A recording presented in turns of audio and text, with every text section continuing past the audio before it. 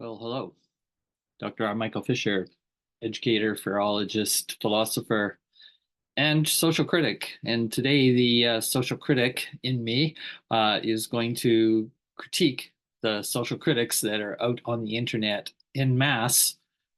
Well, at least there's a large and rather vociferous stream of critics right now against and looking for pretty much any way to undermine and attack.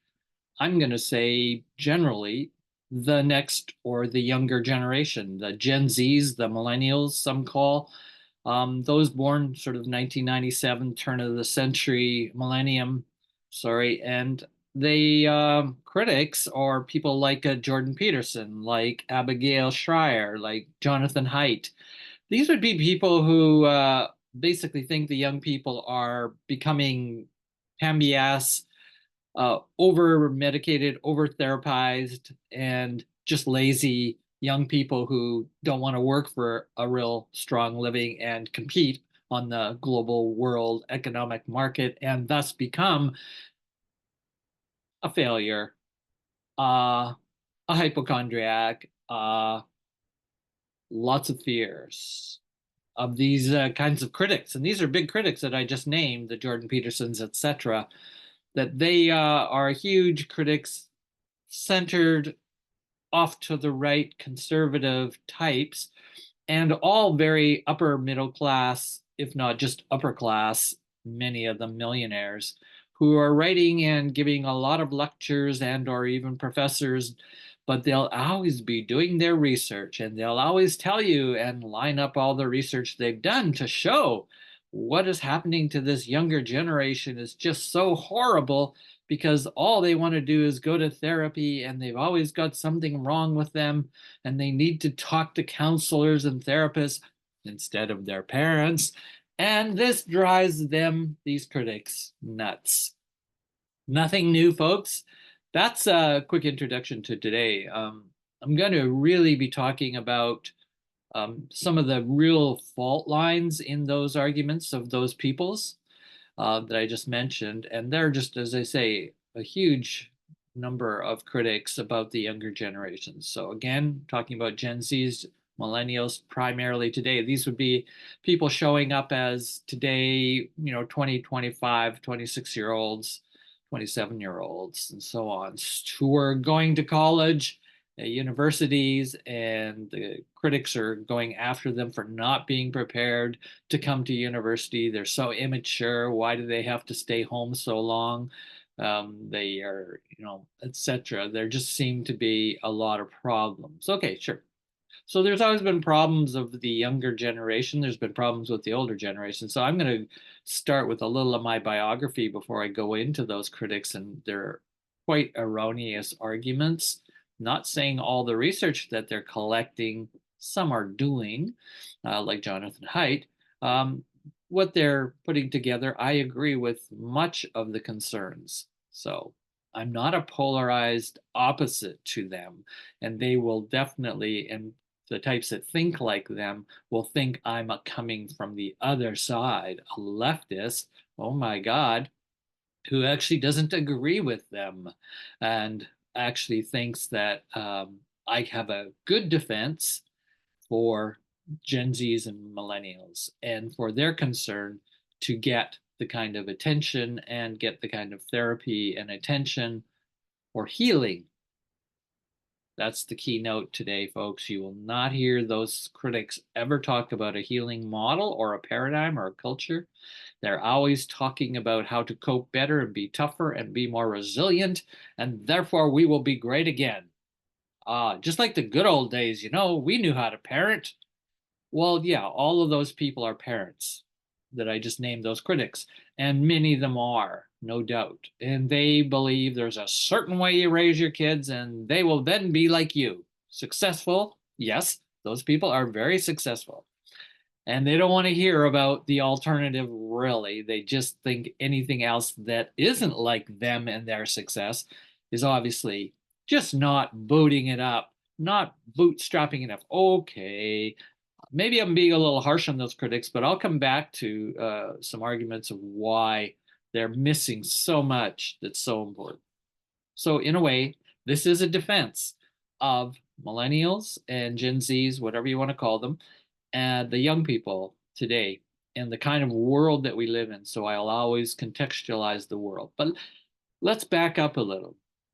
This video will only be really useful, I think, to build a non-polarized perspective, non-polarizing, and try and get out of this right-left culture wars a little bit so we can get a little bit of sanity and listen to each other's arguments.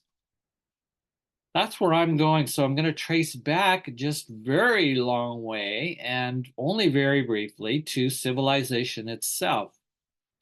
Well, I'm not going to go way, way back, but I'll go back to at least Greek society which has had a great influence, ancient Greece influence on us. And a very simple, I admit, I'm not a historian, but a very simple dichotomy that I have seen in reading and understanding history, and then watching these kinds of wars between how the older generation thinks the younger generation are just going downhill. A very common thread. This is not new. Today's criticism of millennials, Gen Zs, etc., is just not new at all. It's ancient. So it comes down to what I see as our huge fear. Because I'm a fearologist, I'm always looking to do a fair analysis of a situation, of a context, of a problem. And it is a real problem. What is happening with our new generations coming up? That is a problem. There's huge problems, always has been. And I want to solve those and be a contributor to those in a good way. Now, you got to go back to civilization, because in that Greek civilization, which greatly influences us in the West, particular, I'm speaking about where I live and am raised in Canada and North America, that there was generally a culture wars kind of idea. Now, I hope you understand what I mean by culture wars, that different cultural values or worldviews clash. Is another way. You could call them worldview wars. And they clash. And that's been around probably forever as well. The clash has gotten more and more severe, one could argue, but I don't know if that's true. But let's just say the biggest clash coming out of that ancient Greek, and I think it's a good foundation to think about today's issues with, the older generation, the young generation. We used to call it the generation gap when I grew up in the 60s, 70s. This clash was between primarily a warrior oriented class and group and culture, came out of Sparta. And then there was the Athenians, and they were more the softer intellectual feeling type of Greek culture. And one would say, well, why couldn't they just be in balance? Well, that would be ideal. And I think there would be several philosophers you could find of that time and since who would say, well, we need to have a little bit of warriorness in us, kind of more tough side, riskier side. And then we need to have that softer intellectual side, more interior, not so exterior, all about the body and power, winning wars.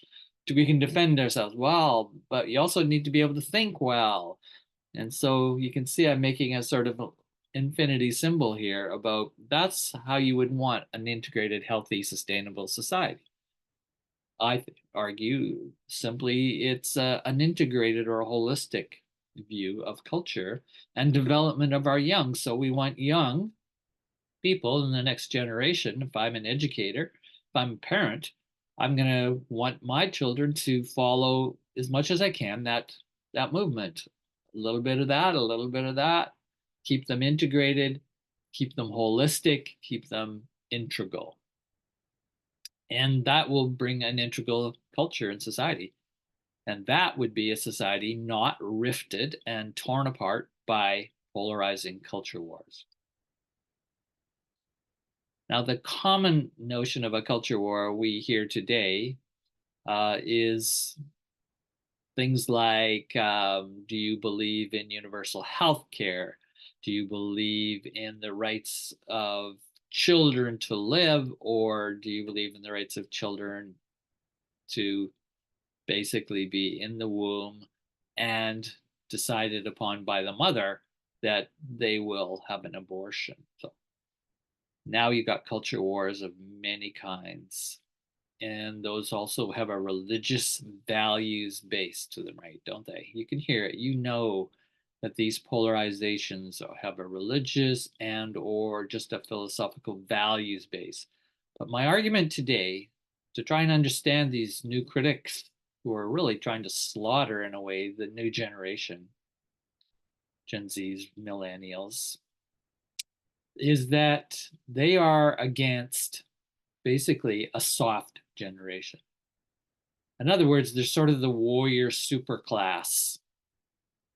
And yes, they really are. Most of these critics I'm talking about who attack Gen Z's millennials as being, immature, insufficient, PAMBS, don't work hard, lazy, blah, blah, blah. They're all white, privileged, very privileged people. Well educated, well moneyed, and so on and so on. Part of the establishment, quite frankly, of the corporate elite group. And they do not want a soft generation coming up behind them, and they can't stand it because they want to influence education systems. And that's where I come in. Ah, yes, here is again the fear of feelings, the fear of if young people feel their feelings, they may feel stuff that the older generation was not allowed to feel, number one, in warrior cultures. No, too soft. Don't feel all that feel because you may have to go out and kill somebody. Yeah, we want you to serve in the military. Oh, if not the military, we want you to serve in the corporate industrial military complex. Oh, we want you to serve for the elites who live in the high districts behind walls and gated communities. We don't want the barbarians coming at the door. So you better be tough, people, if you're part of our elite generation or bloodlines or community lines or schools. Be tough. Get these kids tough, resilient. And that's everything you hear in those critics. What I'm pointing out is that what I see continually underneath all of them, Jordan Peterson included, but he also has a feeling side, and anybody will see that if you listen to any of his lectures and talks. But at the other, he's quickly, immediately tries to cover over and then become over the super tough guy. Dresses super tough, three-piece suits, gives his lectures in the style of a totally tough, tough, tough love kind of parent. And he wants to be parent slash psychologist of the entire nation, the entire world. And he wants to thus parent in a very aggrandized way, as do these other critics in their own ways. Listen to Abagail Shrier. She's just like such a super parent, and she's got everything figured out. She's a journalist. She's got everything figured out about how kids should be educated and parented. And basically, it's do it the good old way. We always knew how to do it. Let's not let these stupid therapists from the left, they don't say that often, make our kids all feeling and sensitive to their emotional problems. And we can't stand this emotional education and social education. Let's get on with the real stuff of learning. Okay, sure, there's some kids that really need that. So these critics are not trying to be completely uncompassionate, but basically they are not admitting that they're part of this culture of the warrior class, the elite, warrior, rich, wealthy, owning, privileged class. Oh no. And when you hear Abagail Shrier, like I'm going into my critique now, that they do not want kids thinking too much about their own emotional state. I'm serious. That is their main argument. They don't say it that way. Kids, we don't really want you thinking that much about your interior state, your interior condition. And it's not just interior, It's impacted by the culture and society and the social media world they live in. This is not the same world as the generation of those privileged adults came out of. It is massively changing in design, social media culture, blob, if you want to call it all in one, and a globalizing world of total deteriorating ecological conditions of any balance and a future absolutely precarious to, you name it, so many conditions. And the youth, the young people, the new generation are supposed to not be interior and think too much about it. Oh, just get on with success. And in fact, most of those critics, more or less, are deniers of climate change, of ecological catastrophe. I'm not saying they're totally ignorant and they wouldn't be probably extreme in that way. Deniers like a far right winger might be. No, not these critics I've been mentioning. But they are along that line. And they're very clear that they've got the big picture of the world together and they've done the research to put it together. But they don't engage the critics and they don't actually want to do a conversation, a real dialogue of searching together as, let's call us the older generation. I don't see any invitation on their part. You can just see it in their books, you can see it in their lectures. They are trying to create this huge truth bubble. Yeah, should have done that. Truth bubble for basically their revolution, which is anti-woke, anti-trans, anti-feeling too much, right? Too much introspection. See, they're like the Spartans of ancient Greek, really concerned about these Athenians who are getting too soft. We're never going to be able to get them to go fight in a war. Greek society, civilization will collapse, and that's what these people are all, these critics are all afraid of. And there's many more beyond those critics. Those critics represent this huge fear of the end of civilization as we know it.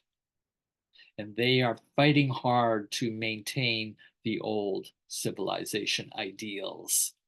And they think that's the way out.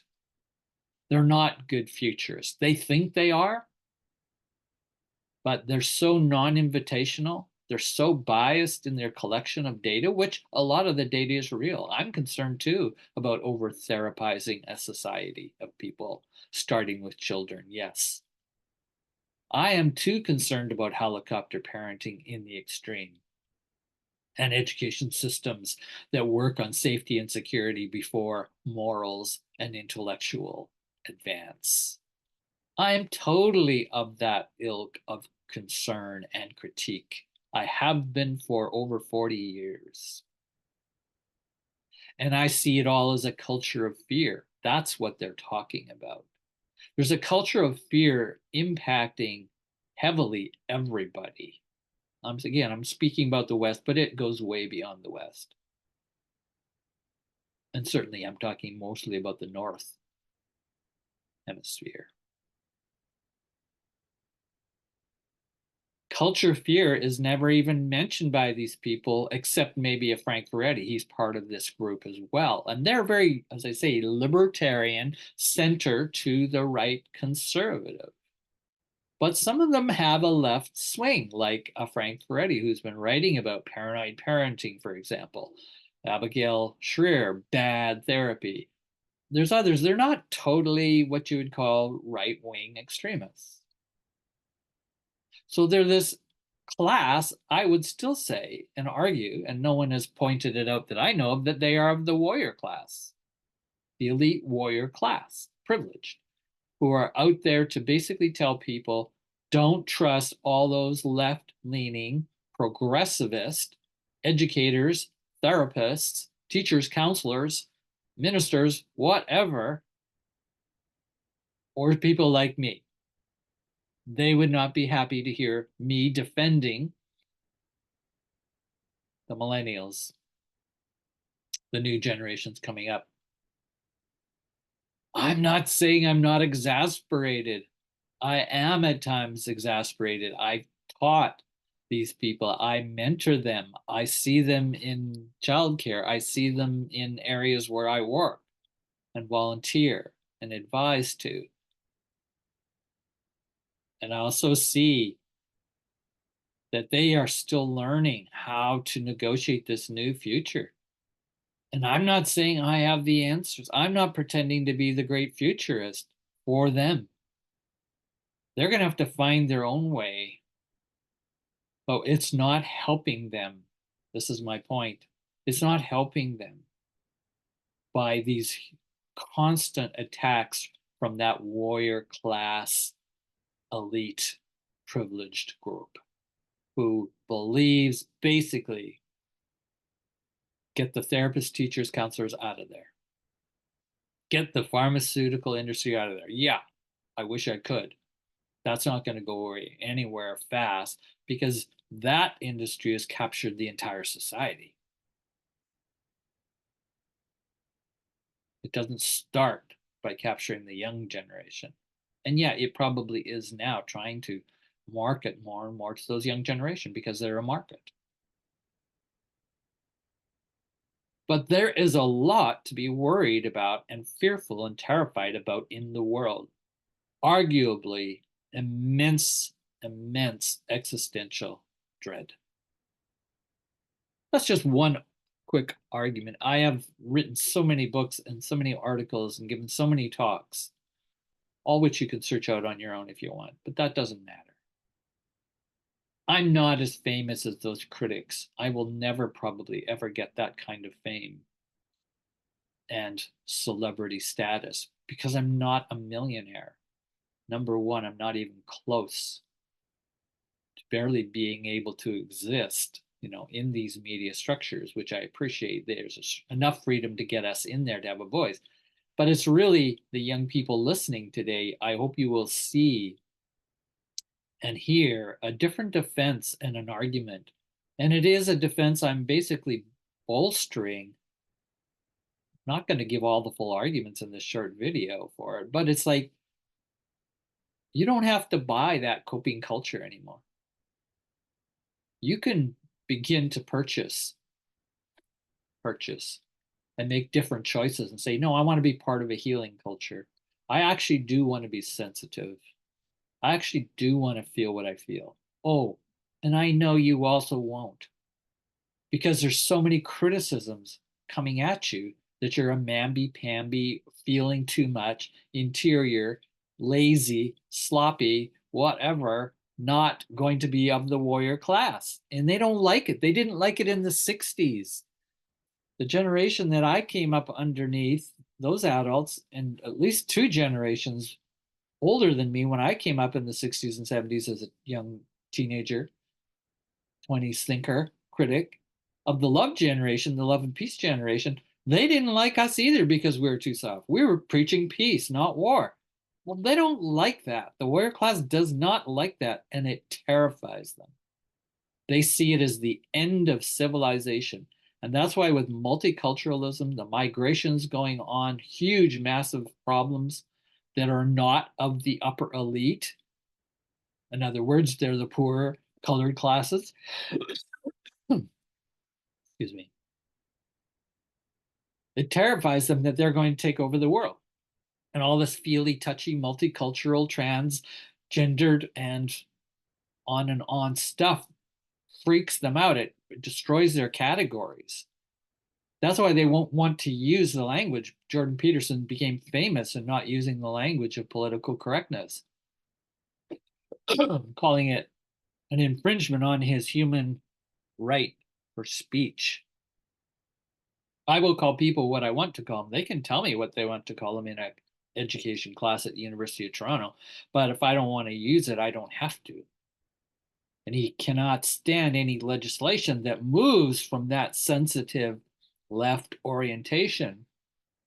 He calls it socialist communist, and the end of the world if we fall and listen to those people. And that's why he is part of the culture wars against that movement and the common languages against wokeness today. You may or may not be familiar with that term, wokeness. I'll put these names and some of the vocabulary in my descriptor below. But I think you get the picture by now. I think the argument I've put out is just generic, of course. But let me just pull out a few maybe last pieces for all of us to listen to, the younger generations and the older generations. No matter what side that you might find yourself tipping to, more pro Michael Fisher's view or anti Michael Fisher's view, I'm fine with either of those, but let's still have the dialogue. When I see that openness, I'll know fear is not ruling. And I'm not at all going to be a supporter of a fear-based society or parenting style or tough love or whatever they call it. Yeah, they've used all of those 50, 60, 70 years now. It's nothing new what these people are putting out. The attack on the younger generation primarily because they feel they will pull their civilization down, their idea of civilization. And I'm saying, no, there's another civilization. It's a third option. It's not right wing versus left wing. It's a culture war based on the option of, do we want to be a coping culture where we just cope with our woundedness, our terror, our dread, anxiety, fear,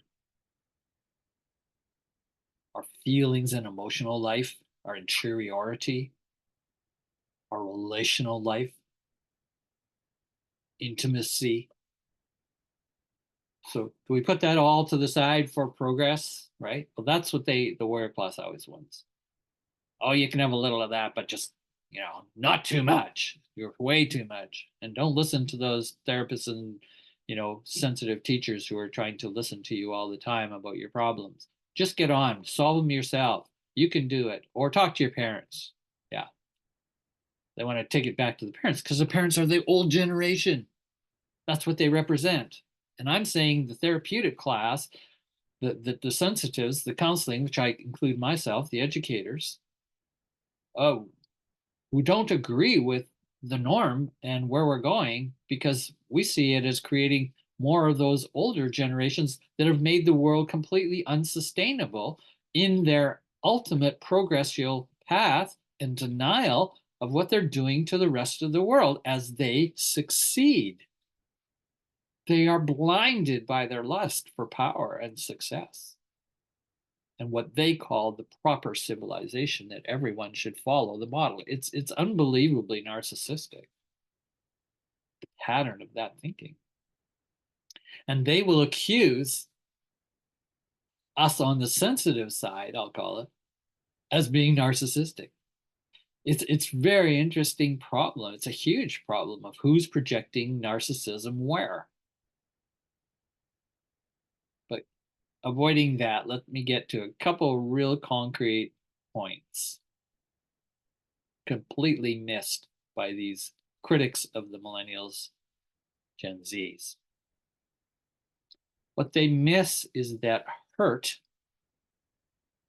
and they can't stand the word trauma so much anymore. They're getting sick of trauma. Everything's trauma, trauma, trauma. It really drives them nuts.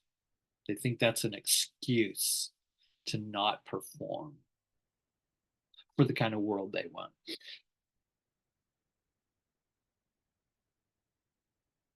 Accumulating hurt that turns into trauma patterning,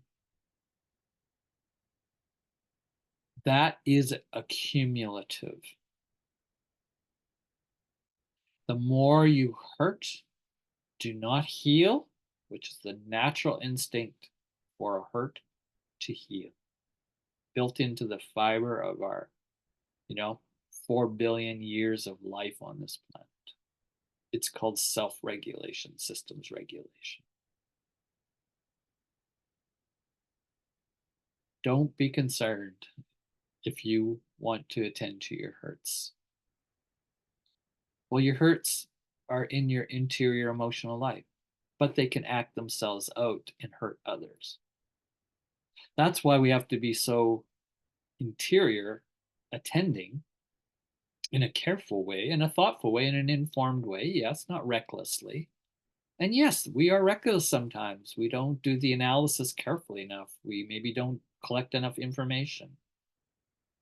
But all that aside, if you don't have time and privilege to do that, you're basically accumulating one wound after another, after another, after another, trauma upon trauma, complex trauma. We have a huge number of people suffering from complex trauma in a world that is very terrifying. And every war, every migration, every starvation, everything that's deteriorating in the system on a massive scale, ecologically, socially, politically, is leading to more accumulative trauma. A trauma that's here and one that has 25 layers or generational trauma layers is not the same person. And there are more and more people in that complex trauma accumulation. It is reaching a point of testing the very humanity that we're capable of as a species. The civilized warrior class does not want to see about that, and they don't want to hear that argument. They detest it. Why? Because they don't see that they have that. Yeah. And I could make all kinds of, I'm not going to now analyze them because I haven't sat down with any of those critics, but I can guarantee you they're a mess too. But they're the coping superclass, like the super moms, the super business corp leaders, the super professors, whatever.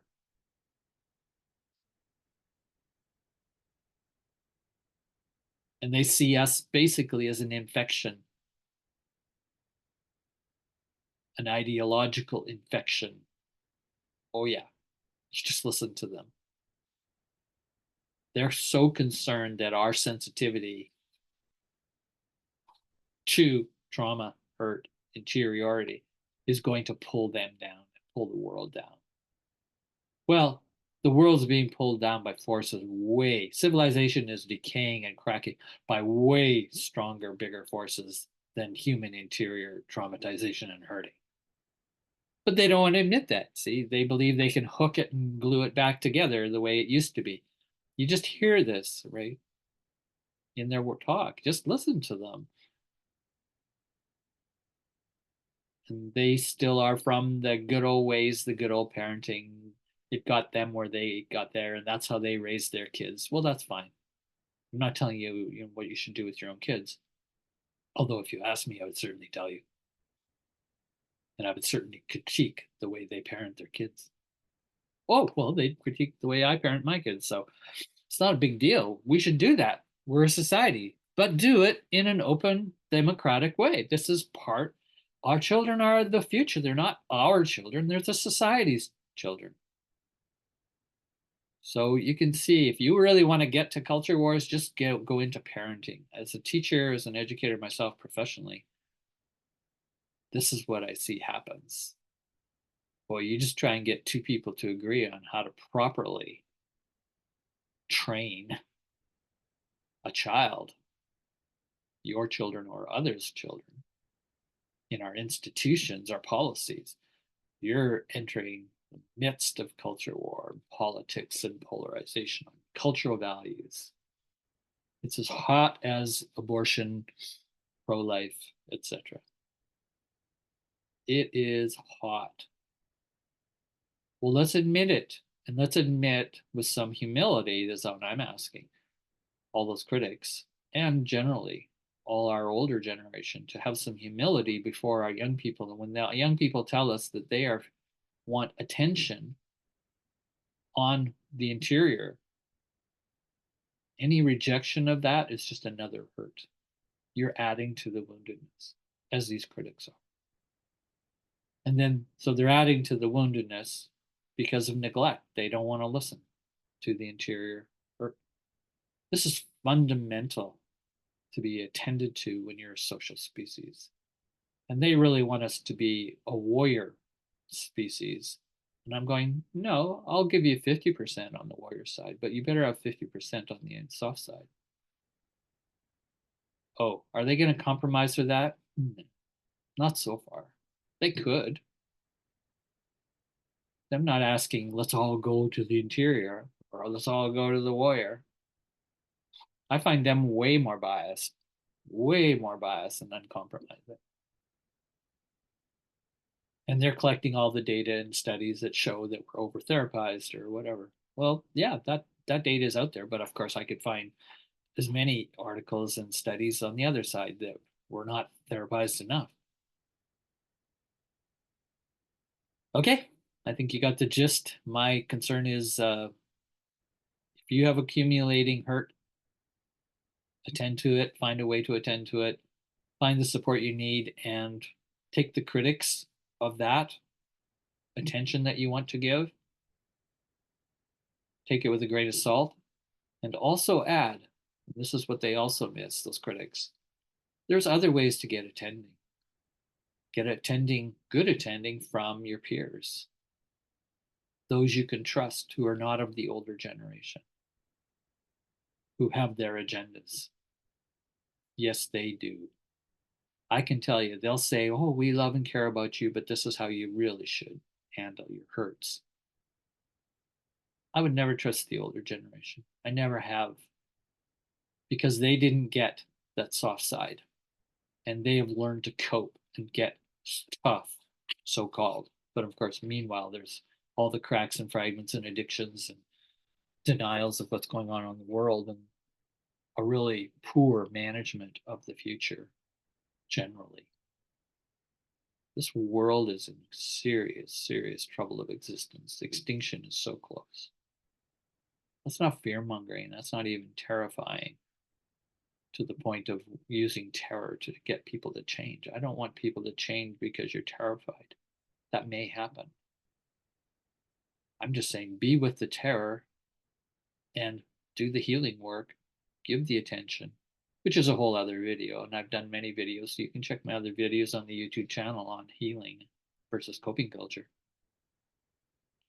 And I'm basically saying we've always been a healing culture way before we started this whole complex of agricultural industrial societies, which moved away and away and away from the natural into a very unnatural way to exist. The warrior class is useful, always has been, but it's got so twisted. Arguably, they would say that's also twisted in excess on the interior side. And that's no doubt some true. I am a critic of that as well. Again, I'm not a polarized position. I'm bringing a third perspective to the arguments and my defense of millennials and of basically the young people and the right that they have to assert, whether it's with gender, whether it's with their mental illness and state of health, etc., all that interior, their sexuality, you name it, their choice of spirituality, religion, their choice for how they want to be in this world. And yeah, it's not like adults don't have a role in helping shape that, the older generation. But I'm against adultism. That's another topic. All right. I think that's enough for today. Let's end here and look forward to your comments, continuing the dialogue. And let's also give some of our time to defending the millennials, Gen Zs, the new generation, and their children. Because it's their children, again, who are going to be challenged by how the Gen Z millennials are doing as parents. They're going to become the old generation, right? The older generation. Okay, look forward to more conversations.